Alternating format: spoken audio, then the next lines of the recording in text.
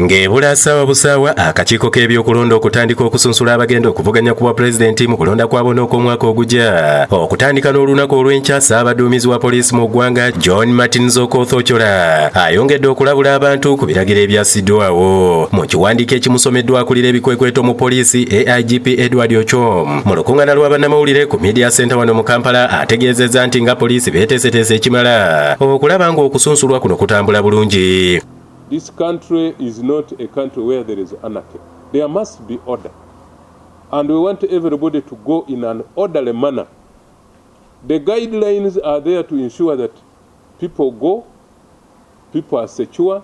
Alabudde bannabyabufuzi bulijjo abeesoma obutagoberera biragiro ebyateekebwawo akakiiko k'ebyokulonda naddala obutakuba nkuŋŋaana z'abantu bangi n'okutambula n'omujjuzo gw'abantu nga bagenda okusunsulwa nti bajja kukolebwako ng'amateeka bwe galagira ekiyinza okuviirako n'abamu okulemererwa okusunsulwa. Candidates bagende nga bo n'abagenda kunominatinga n'abagenda kukola ki kuba proposinga n'abagenda kuba nominatinga. Naye tetwagala bajje ne babodaboda. Asabye abantu obuteekanga kubanga bayiye basajja baabwe bangi naddala okuliraana Kyambogo abali mu byambalo n'engoye eza bulijjo. Tulinayo abamala aba security bamala wali ku venue ne ku surrounding areas wonna tulina.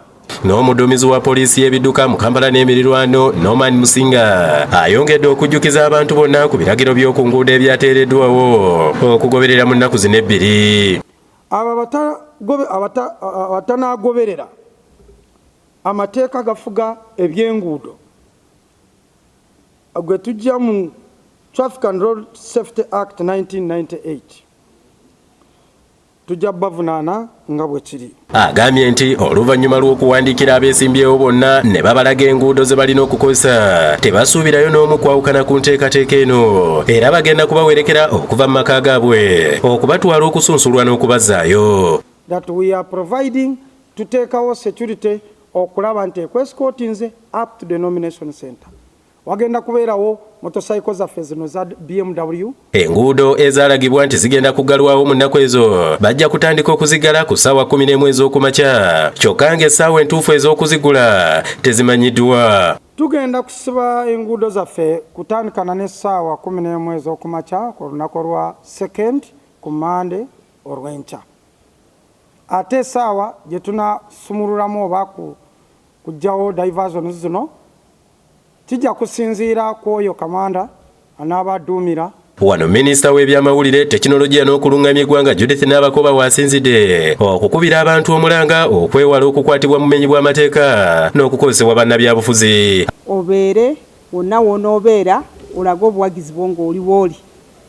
Kubanga tubadde tuwuliddeko nti waliwo abakunga abantu baveeyo bajje balaga obuwagizi ku nguudo ez'enjawulo. Kijja kutuleetera okuba nti tumenya ebiragiro bya COVID-19. Nze Ismail Nsubuga ku lwa Bukedde TV.